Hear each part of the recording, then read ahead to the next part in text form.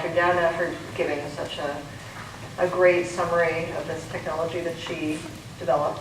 One thing I guess I wanted to offer is that it's something that Jennifer hinted at, which is that the reality about CRISPR as a technology is that it has so many possible applications. Most of them are ones we, as the public, the ordinary public, won't even be aware of. There are things that this will enable lab scientists to do, to be able to study, to mutate different sort of genes and see what effect that has, to see them alone and in combination. That can let us begin to unpack things like the mystery of, these multi-genetic conditions like schizophrenia, and begin to understand, what the real key contributing factors alone or in combination are. And that will be taking place in the lab for a long time. And it goes all the way across to using CRISPR to change the enzymes that create stonewashed genes, which is in fact being done. Or better yogurt. So there's a lot of things that we probably don't even really, won't be thinking about. That said, there's a subset of things that are likely to be more controversial. One of these, of course, is the potential for the human germline editing that Jennifer was talking about. Another potentially controversial area is this idea of CRISPR-enhanced crops and livestock, which could be made disease-resistant or drought-resistant, but which could run into the same backlash that GMO foods have experienced. And finally, there's this gene-drive technology, which has the potential to do some remarkable things, like ending malaria or reducing invasive species, but which many of the people worry could carry other grave environmental risks. So, needless to say, this panel cannot address all of those issues. And in fact, our purpose this first session is a bit different. When Keystone organized this panel, they emphasized this idea of taking the debate from the lab to the living room, and that's what we're going to try to do here. The wonderful panelists that are on stage now are not geneticists, but they are stakeholders whose hopes and concerns can inform how we proceed with CRISPR. So what I'm actually going to do is let each of the panelists briefly introduce themselves, and then I will go straight into questions. So Marcy, would you like to kick us off? Thanks, Jennifer. I'm Marcy Darnofsky from the Center for Genetics and Society. We're a public interest nonprofit based here in Berkeley, focusing on the social meanings and implications of human biotechnologies. And I would love it, I would invite all of you to come and see us online and get involved. My name is Mary Fisher. I work for the Institute for the Future, which is a small think tank that's focused on the future of science, technology, and society, where we work with Fortune 500 companies to help inform their long-range strategies. I'm also the co-founder and board chair of an organization called BioCurious. It's a nonprofit community lab, and we're the first self-described hackerspace for biotech. So we'll wear a couple of hats today. My name is Ted Nordhaus. I'm the founder and executive director of the Breakthrough Institute. We're a think tank in Oakland. We focus on environmental or on technological solutions to environmental problems. My name is Michael McBride. I pastor the Way Church here in Berkeley. I'm a fourth generation Holiness Pentecostal. Means we do speak in tongues and swing from the chandeliers. And on a good Sunday, we may even levitate. But I also lead in my day job the Live Free campaign of the PICO National Network, which is the national network of faith congregations committed to social justice, ending structural disparities, racism, exploitation, and very excited to be here. Thank you for the invitation. My name is Thomas Titus, and my title is a bit more unique than many of those in the room. I'm a pig farmer. And so what I'm bringing to the table and I'm really focused upon is learning more about what this technology can provide for agriculture. I live in a small town in Elkhart, Illinois. I work and live on a multi-generational family farm. And really our focus is just learning more about this technology and the implications it has upon animal agriculture and what we can utilize it for within our crop agriculture as well. All right, fantastic. Well, you've been warned. Ari, I wanted to start with you. And you work at the Institute for the Future, so your job is literally to help companies think about what changes may be coming down the pike. And so I'm wondering if you are willing to speculate on this a bit. What industries do you see CRISPR disrupting over the next 30 years, say? Sure. Well, if Dr. Dowd's slides from Wired were any indication, we're thinking about a lot of different impacts for CRISPR. But before we go too deep in the impacts of just one technology, I think it's important to step back and think about how CRISPR is entering a world of change. So it's not the first gene editing technology, we know that. It does open up avenues for a lot more people to use it. But we're also globally coming off of the domination of information technology. So looking at it broadly, if the last 50 years were dominated by information sciences, we might see the next decade or next 50 years even starting to become dominated by biological sciences. So what does that mean for opportunities? Well, right now, we want to look for intersections where Moore's law is rising up life sciences. So some of the places that's happening include automation. Usually we hear about this in terms of job loss, and it will impact STEM jobs as well. We're already seeing startup companies like Emerald Therapeutics or Transcriptic trying to completely automate lab functions. So imagine a day in the future when you might be able to open an app and essentially dial up an experiment, whether you're a designer or a scientist. But besides job loss, there's incredible opportunity for new roles to emerge. So imagine the life scientist as a designer, as a project manager, also capable of running potentially hundreds or thousands of experiments simultaneously, not just constricted to what they can do manually in the lab. Look for more analogies to technology. We already talked about genetic engineering, right? There's an app store for DNA, startup Helix. And more, we'll see applications like DNA data storage emerge. So for CRISPR itself, we hear a lot about the pharma industry. And so in the shorter term, we'll see more and more applications in this space, of course, devoted to human medicine and health, but driven by synthetic biology, which has been an exciting space and a potential disruptor for years. It's still small, but has the opportunity hand in hand with CRISPR to revolutionize materials, all sorts of chemicals, clothing, food, anything that you can think of that can be grown. So if you're a beer enthusiast, you're capable of thinking about what new materials are coming down the pike. And here's my quick list. You're going to see a ton of investment in agriculture and climate change, crops to counteract the effects of a warming Earth, crops that may be able to draw more CO2 out of the environment or that are more cold and heat tolerant. These are already coming online. You'll see a weaponization market, for better or worse. And not just for terrorism, but for protectionism and part of the broader trends that we're seeing. We'll see markets in cosmetics, scents, even a growing custom pet market that's already here. Look for it to impact medical marijuana, especially in California as laws change. And you might even see medical tourism as regulations still shape up from one country to the next. Great, thank you so much. All right, this is going to be a somewhat radical swing, but I did want to go to you next, Marcy. So probably the most hot button issue around CRISPR is the potential for human germline editing. And so we've heard a bit now, I think, about what germline editing is, but I'm wondering if you can, I guess, begin to talk. Historically, you've been against the idea of germline editing. And can you explain why? Sure. And so Ari's coming at it from the point of view of what industrial changes we'll see. And at the Center for Genetics Society, for a lot of other people, the questions are really about social justice, about human rights, about the common good. And so those are questions like who controls, who decides, who profits, who loses. So that's the lens that we approach the issue of germline engineering from. And there's a couple of distinctions in this conversation that were alluded to, that Jennifer alluded to, but between somatic gene editing and germline gene editing, somatic, soma, body cells. So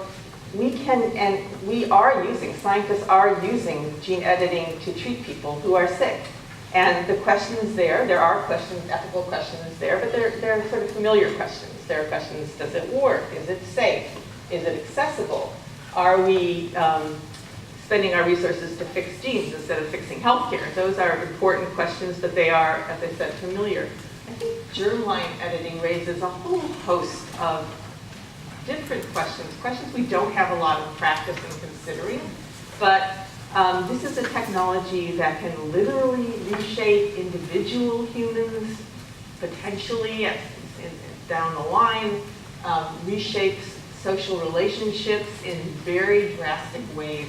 So this is one of the reasons we have to take this conversation from the lab to the living room, and also to a whole bunch of other places, to town halls, to churches, to union halls, to public interest organizations. As Michael Krasny said, we all have a stake in it. So, interestingly, there's another distinction, even within germline gene editing. There's a couple others. One is between research, what does it mean to work in this way on embryos, human embryos in a petri dish, versus clinical applications. What does it mean to use gene editing, germline gene editing for human reproduction?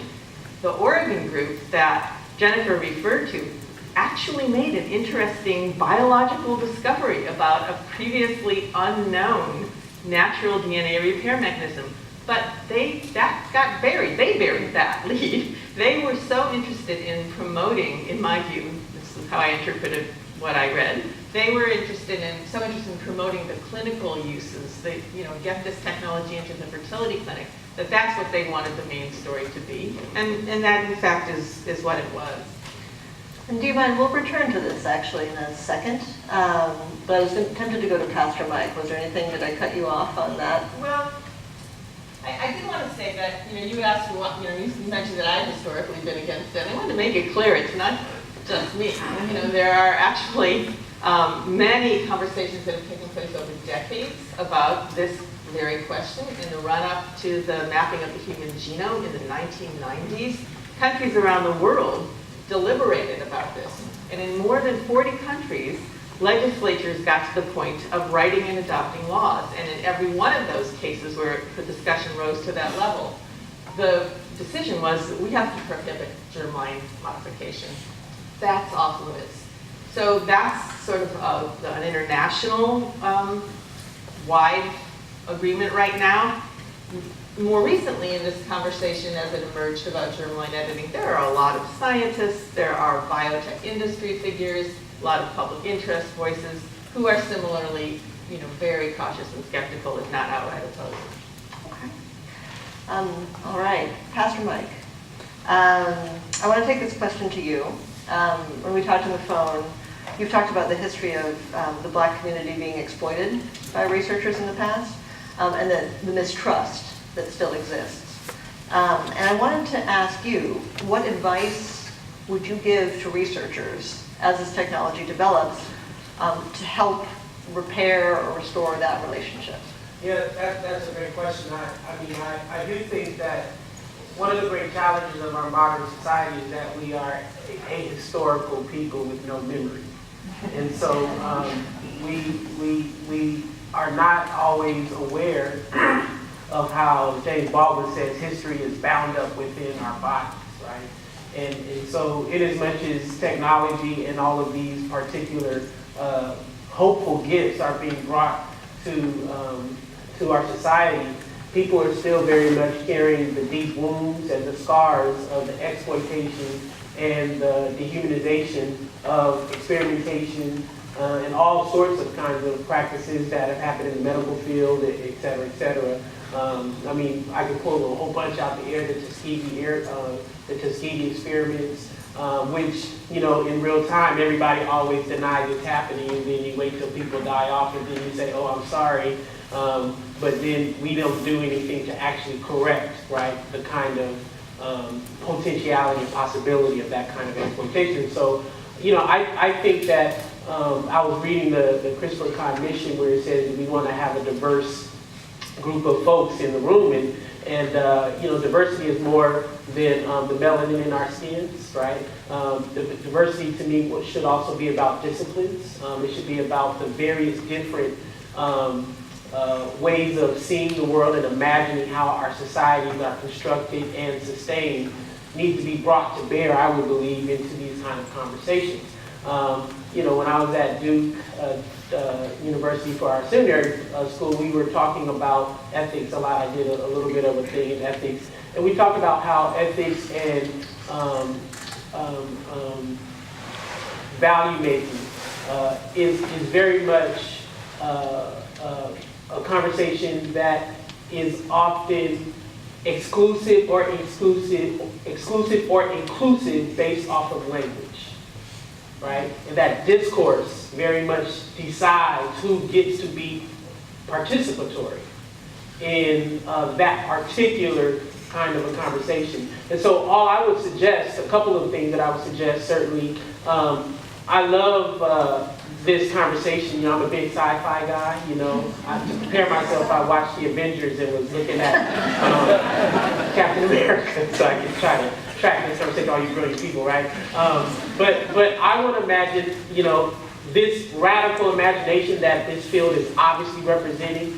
What then are the kind of convergence that we need to have here to make sure our radical ethics, we have a radical ethic that is tracking at the same pace of the radical imagination of this field. What does it mean for us to take seriously that as much as we want to think we have progressed as a society, I think this last weekend's event in Charlottesville shows us that we may not be as far as we all had hoped. And that may be true in pretty much almost every discipline. And so what does it mean for us to take seriously that we may need to expand the conversation around ethics beyond just the field itself, but bring in other kind of disciplines to help us have a full picture of what it means to build a more just and equitable society where exploitation, experimentation, particularly of the poor, the vulnerable, people of color, who have very vivid memories of that, does not cause them to then be excluded from the future of this field, which we need to be a part of if we're going to reap the full benefits. In my organizing work, we tell our folks, if you're not at the table, you're on the menu. And we don't want to be on the menu anymore. Touch your neighbor, right? We want to be at the table. And many of us think we have something to bring to this conversation, even if we missed out on the graduate program on genetic. What was the thing you just said? No, I'm being a little facetious, but I do think there are many conversation partners from communities of color, indigenous communities, ethnic, religious, economic communities that we should be bringing into this conversation on the front end. And then I think as those diverse voices come to the table, they create on-ramps for people who want to participate but may not be able to come to the scientific channel. So I'll stop there. Okay, wonderful, thanks. Okay, we're going to do one more round with you two, and then we'll switch over to Thomas and Ted. So, Marcy, it's easy, obviously, to argue against some of the more ridiculous aspects of designer babies. You know, we like sort of making a child that's blonde, even though blonde is clearly fabulous. But and obviously, some of the most aspirational qualities, like intelligence, are currently too poorly understood to be really, modified genetically at this point. But in the future, as Jennifer brought up, there may be changes we could make that would really help our children. Like we could reduce their risk of getting Alzheimer's or heart disease, either by reducing a risk factor or increasing a protective factor. And it's actually possible that insurance companies would be eager to cover this because it would be a lot cheaper maybe to edit that risk out than to spend, all the money to spend 10 years treating Alzheimer's. So I wanted to ask you, what do you feel about those cases that aren't just a matter of something we can, do with, pre-implantation, embryo screenings?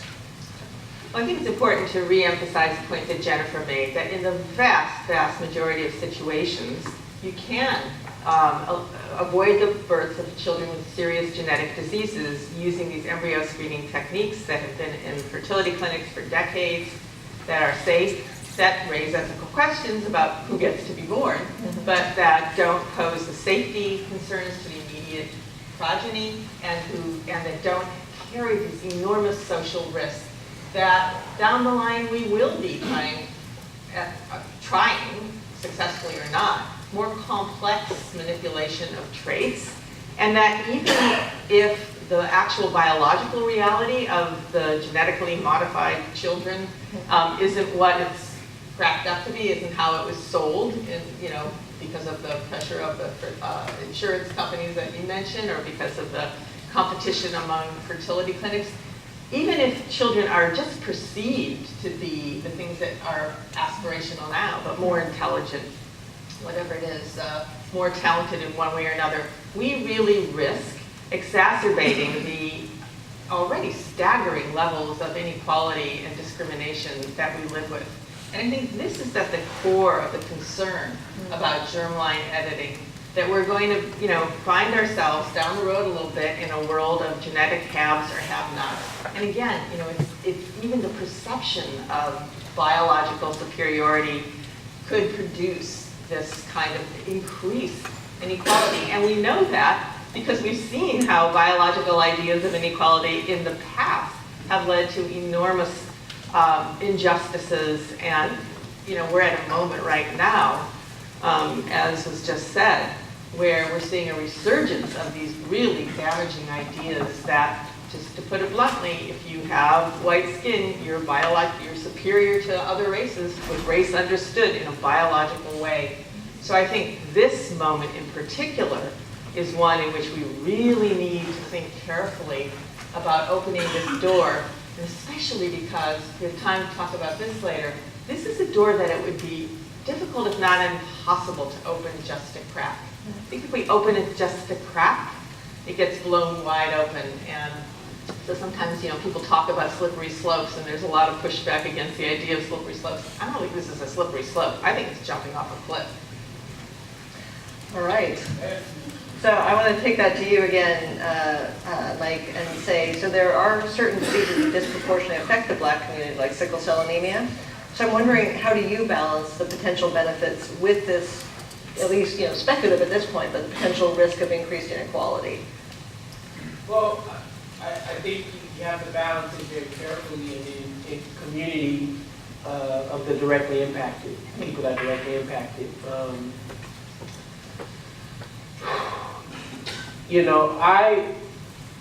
I want to believe the good, that people have goodwill, but history has shown us that good intentions aren't always adequate.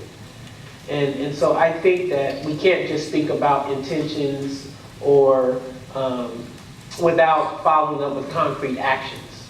And so I think to the extent that if we use sickle cell as an example,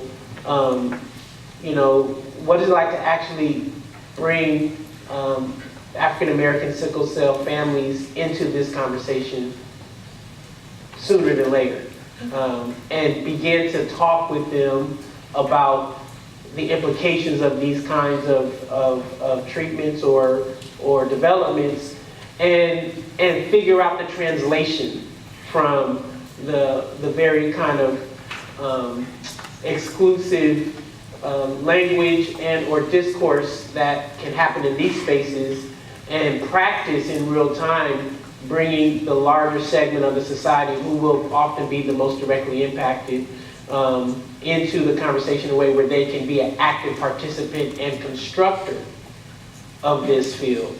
I do think, again, that we have enough history, and it'd be great to say that history was like a long time ago, but there are studies right now in the biological and medical field that talk about how doctors don't prescribe as much aspirin to Black patients because they think Black folks don't feel as much pain as others. I mean, this is like real, like history is like 10 seconds ago, right? And so I think we have to be very honest, and it's very difficult, I know, in our social spaces to be honest about these residuals of race and bias and discrimination that is implicit in some of us and explicit in others. But one of my mentors said, we can't want to believe a beautiful lie.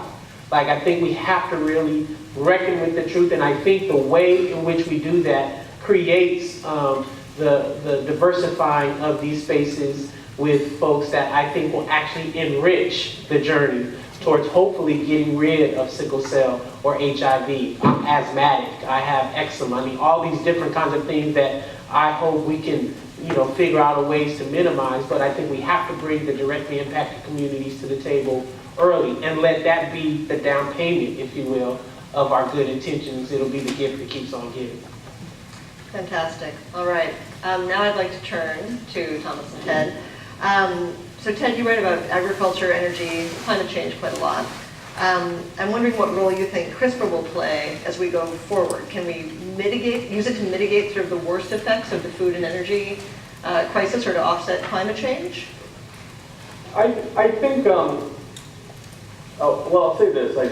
I think that there are ways in which these technologies may bring very significant benefits. I think often the way that we talk about them in a variety of ways is problematic. So we tend to fetishize, especially because debates around things like genetically modified crops and things like that have gotten so deeply kind of contested in not actually Muslim people's living rooms.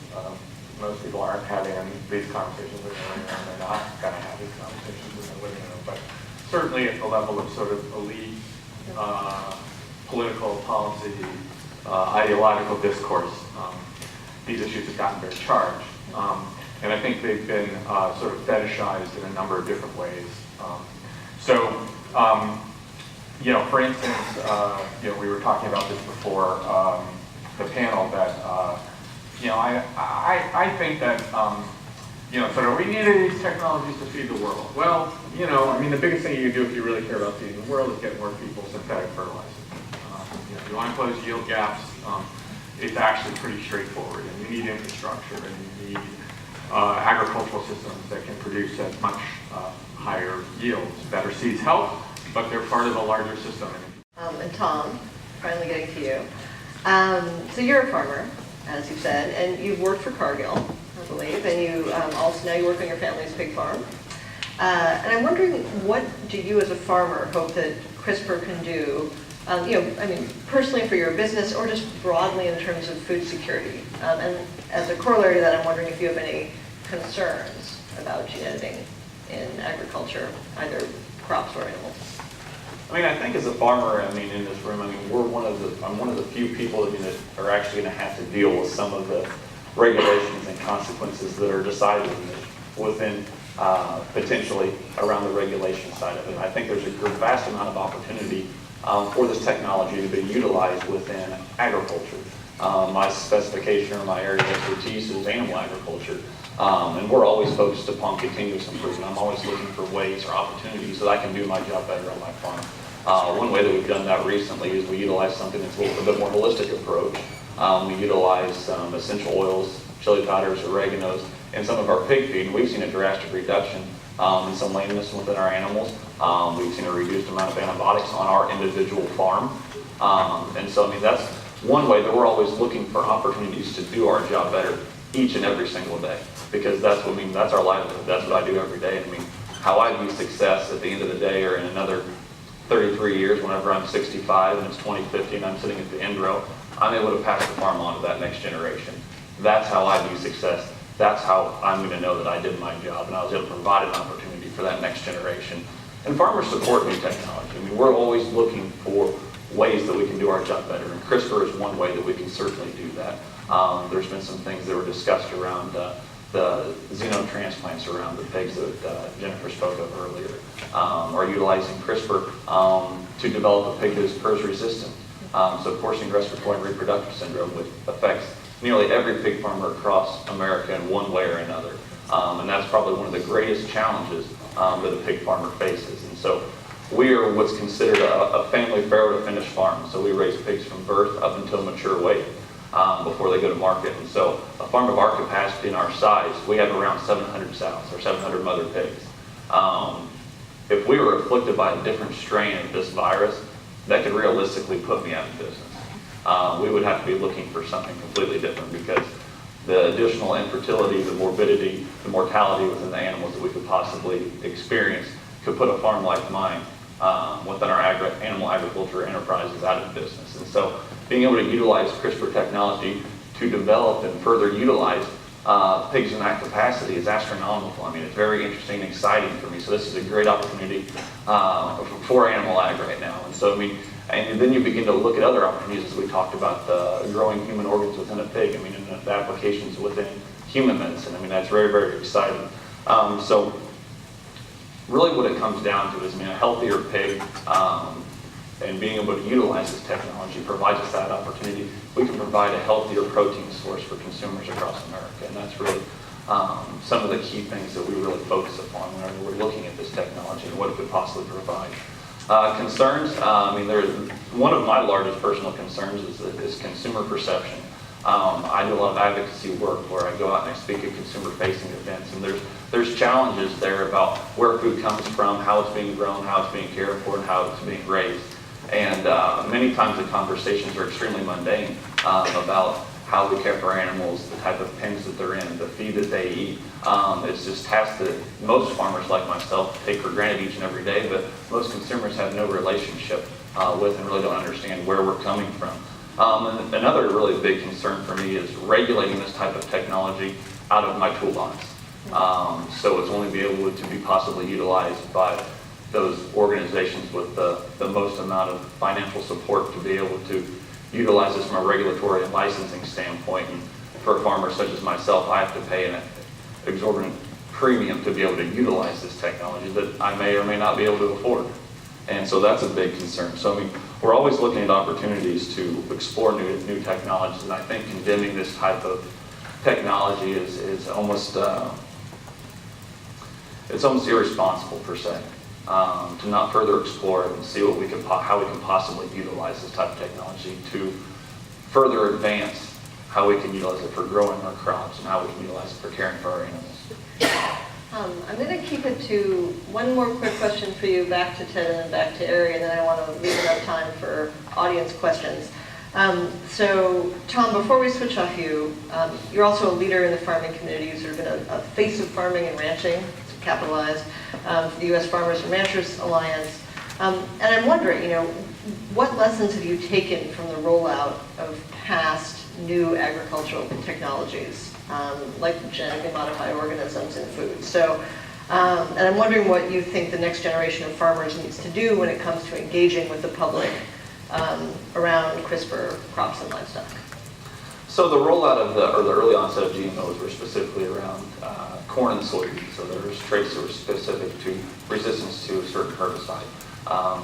We're not going to delve into that conversation very in-depthly, but the rollout was more focused upon business to business versus focusing upon the perception of what the consumer may or may not have. And so a lot of the conversations were around protecting the technology and how it can be utilized. But I felt like personally the conversation with the consumer may have sometimes been left out.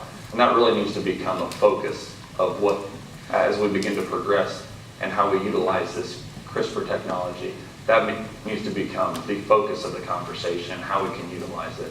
Because that's really the end game. That is the key, is we have to have consumer acceptance for this type of technology to ever take off or ever actually be utilized. And I mean, really Pork's path, I mean, around people, pigs, and plant, I mean, we're here to learn more about this technology, and this is really helping lay some of our groundwork to better understand our position on CRISPR technology and what role it might play within animal agriculture. I mean, the benefits are much more transparent, I feel, with CRISPR technology versus with GMO, because there is that human health side where before it might have been more producer-facing type of benefits, where now, I mean, there's a great benefit within human health and medicine. So, I mean, that's a completely different aspect and difference whenever comparing the two potentially. And also when engaging with public. So, fortunately, there are 4% of the speakers of this conference are farmers. There's one other farmer that's going to be speaking on this set of panels. And so that's actually double the number of percentage of farmers whenever you compare it to the U.S. population. So, so farmers are merely 2% of the U.S. population. We don't step inside the supermarket and have those conversations every day. Farmers are humble. Most of them aren't as advocate, or don't advocate as much as I do, utilizing social media or Snapchat or Instagram, and sometimes my father-in-law thinks that's possibly all I get done all day long. But really, there is a much broader opportunity to have this conversation and dialogue than we did 20 years ago when GMOs or Roundup Ready corn or soybeans initially hit the market. So we've got a more diverse platform to have these type of conversations. And I encourage every farmer that's in here, so Tom, that's you, to reach out, talk with consumers and help rebuild that relationship with American agriculture and where food comes from, because our consumers want to know, they have questions and they have concerns, just like we do. I'm a father, I have 2 young daughters, Reagan's 6 and Layton's 2, and my wife is concerned about with the food that we're putting on our table. And so, we're just like every other consumer that's out there, every other consumer that's in this room. We have that common bond. We all like to eat, and I probably like to eat more than most people. That may not show, but there's a great opportunity here, and I think whenever we begin to engage with the public, we need to take a more concerted effort to focus upon the consumer perception and building that relationship. Great, thank you. Okay, and Ted, to you, the discussion around GMO foods has gotten sort of disastrously polarized. And I'm wondering if you think that public opinion around CRISPR crops and livestock is likely to suffer the same fate, or is it fundamentally different? And just briefly for folks who don't know, one thing that affected genetically modified, there's a lot that affected GMO foods, but there's sort of an ook factor, that is a foreign gene. You have a flounder gene in a tomato to make it frost resistant. And so with CRISPR, we don't have that factor. We're just modifying the organism's own DNA, potentially.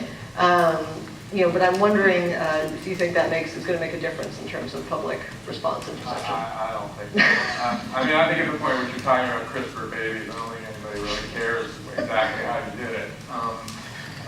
You're going to have the same sorts of debates, and I suspect we'll see that around sort of various foods, in part because the debates around GMOs have, there's been an it factor of sorts, but I think a lot of it, much more of it, certainly in recent years, just been much more proxies for ideas about agriculture and farming.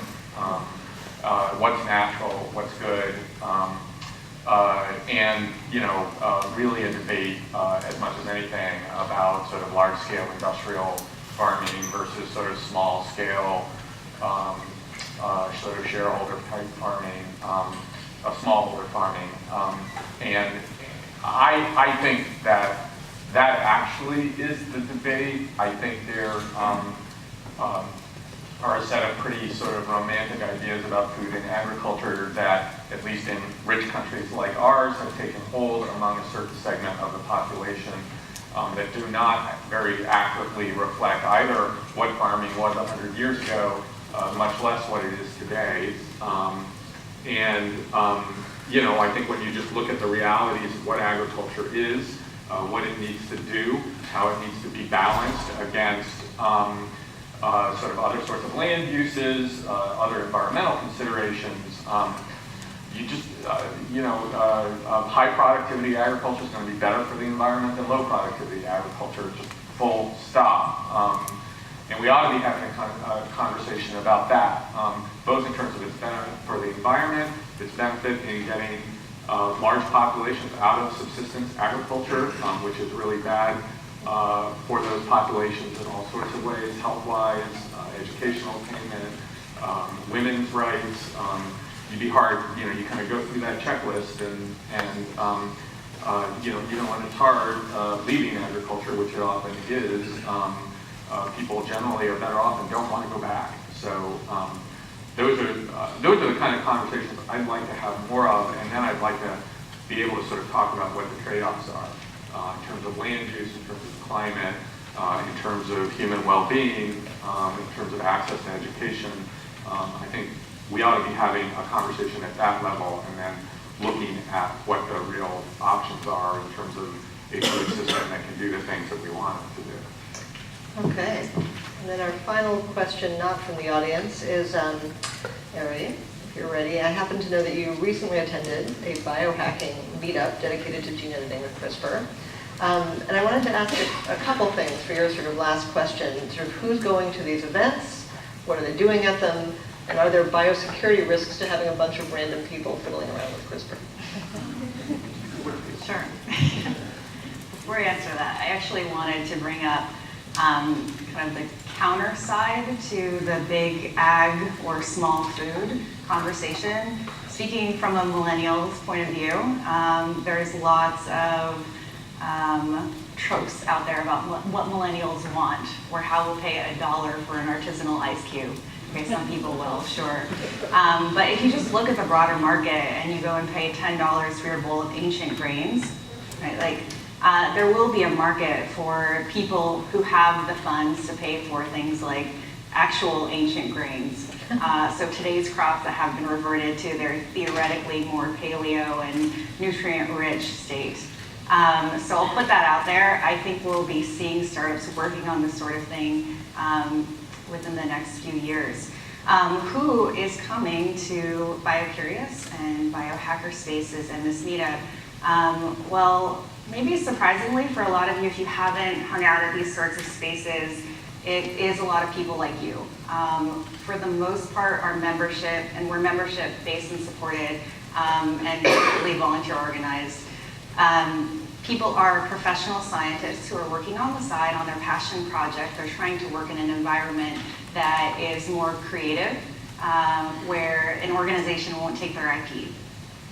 We also have academics and postdocs, some people who want to teach. They had a dream for going the full pathway, but the jobs just aren't there. So they're looking for alternative means to start a company, because in Silicon Valley, that's what people want to do. Who we actually had speak at the meetup, it included a bioinformatician who's been working for the past about 4 years on making lab-grown cheese.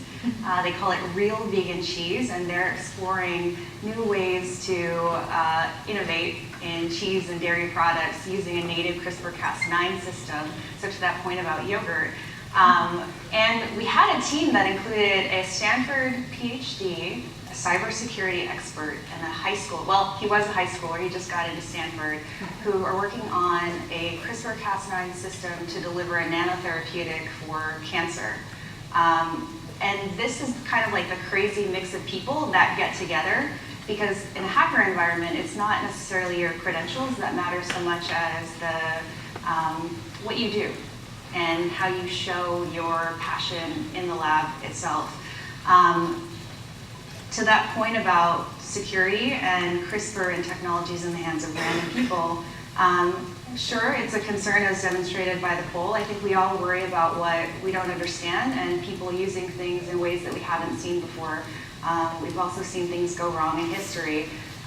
We can learn from nuclear, we can learn from nanotechnology, like we've made mistakes in talking about these things, we've made mistakes about talking about GMOs. But cybersecurity expert has a really interesting point of view. When these attacks come out in cybersecurity, like the WannaCry virus. So if you were following that, it affected Windows computers in 150 countries. It took down part of the UK's national health system. So this was actually an exploit that the NSA was aware of, but they had decided not to report to Microsoft. But in fact, a 22-year-old researcher in the UK found out about the kill switch, and he was able to stop the devastation. So the point is, yes, let's worry, but let's not deregulate this out of the hands of people, kind of like how you were saying, Tom, and how we need a seat at the table. We all need a seat at the table. But there are people who are random people who will be the unexpected innovators. So final point is, think about the innovators over the last half century. Think about the dropouts, or as Steve Jobs would put it, the misfits, the crazies.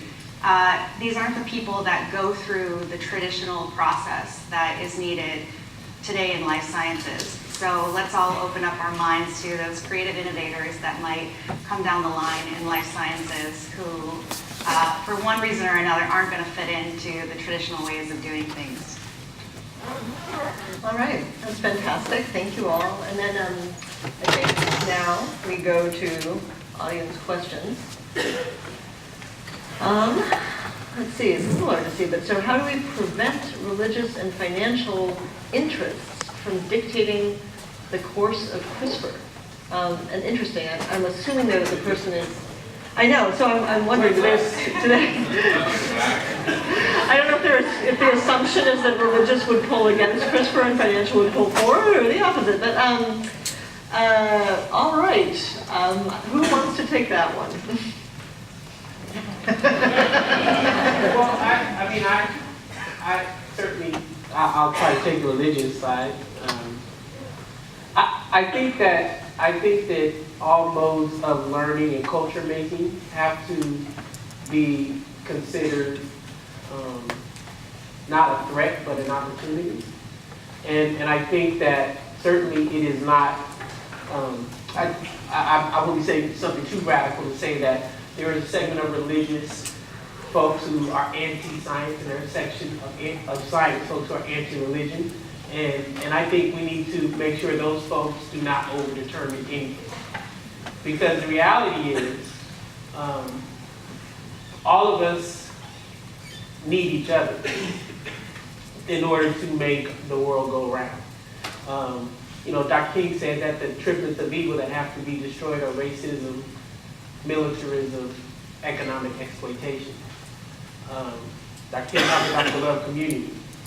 Dr. King was able to cast a social vision that was radically inclusive. We need those voices to help temper the exploitation, the capitalist kind of sensibility that is in many of our communities across the world, vulturistic.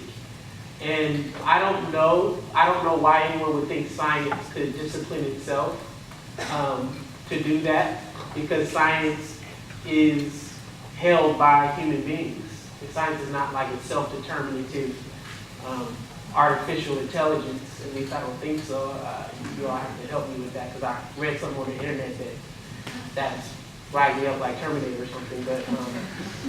But I do think that there are important disciplines that have to be intersecting one another in this world in order for us to be each other's safeguard and each other's conscience and each other's kind of cutting edge of knowledge.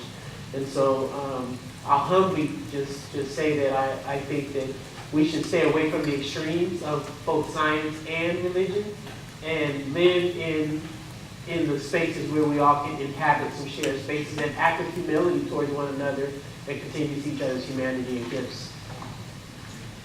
Just to follow up on that, yeah, I mean, I think we want to foster the idea that science can be and often is a way of discovering shared, reliable knowledge about the world. And we have to understand that science is a human activity and that it is subject to commercial and financial dynamics that can make some people benefit more than other people. So I think that we need to think through how those financial and commercial dynamics are likely to kick in on any of these applications of CRISPR. So, on the germline editing aspect, are we going to see fertility clinics advertising, you must act now before you get pregnant. This is the way to give your child the best start in life. I think that's all too easy to imagine. So I think the financial is important, and we have to keep it from taking over. What I would like to say about the religious end, I mean, I can't tell you how many times I've talked about the concerns that the Center for Genetics and Society, so many public interest groups bring to these issues. Concerns about social justice, concerns about the common good, concerns about human rights. And what I get back, and this actually happened on your show one time when I was with you, Michael, the caller says, your guest is talking about playing God. I didn't say anything about playing God. If I would say something about playing God, I wouldn't be concerned so much about the God part. I'd be concerned about the playing, as in playing around part. I wanted to add one thing. I think one of the interesting, I'm not as expert as certainly many people in this room, but my sense is that one of the things that CRISPR does as opposed to some of the older genetic engineering technologies is that it really lowers the bar for entry, the cost of entry to use it. And I think it's interesting that you know, after a set of the sort of, I think, unsupportable claims that were made about the dangers associated with GMOs, a lot of the opposition switched to this concern that, well, the problem is that, you know, you're just handing over the Monsanto and these big companies are the ones who are going to be doing this, and you're going to have this sort of centralized control of the technology. Well, now it's like, okay, be careful what you wish for, right? Now you have a technology where, you know, it likely will be, it brings a set of possibilities for much more decentralized applications and use. And so now, of course, now we're concerned that, you know, people are going to go sort of, you know, manufacture, you know, toxins in their basements to poison populations or whatever. And you know, so I think that, you know, we kind of have to make some decisions about whether we want these things closely held or whether we want them distributed. You know, I think a more distributed use of these technologies actually addresses a bunch of the concerns that many folks have in terms of sort of disparate impacts or disparate access. And at the same time, you know, if you want these things just regulated as tightly as possible, then you don't want a decentralized technology. So I think, you know, on some of the stuff we kind of have to make up our minds, and I think there's a tendency, again, you know, on all sides to sort of throw whatever arguments at the moment seem useful to kind of advance your agenda or your point. But I think there tends to be a lot of inconsistency in a lot of those arguments. So, you know, that's just by way of saying that, you know, if you're worried about, you know, powerful financial interests controlling the technology, then I think a more decentralized technology like CRISPR with low barriers relatively low barriers to entry would address that. But it then brings other sets of concerns with it. Fair enough. All right. Depending how many people answer this, may be our last question. So how do we draw the line for human genome improvement, disease versus desired features? So this was back to the hot button issue.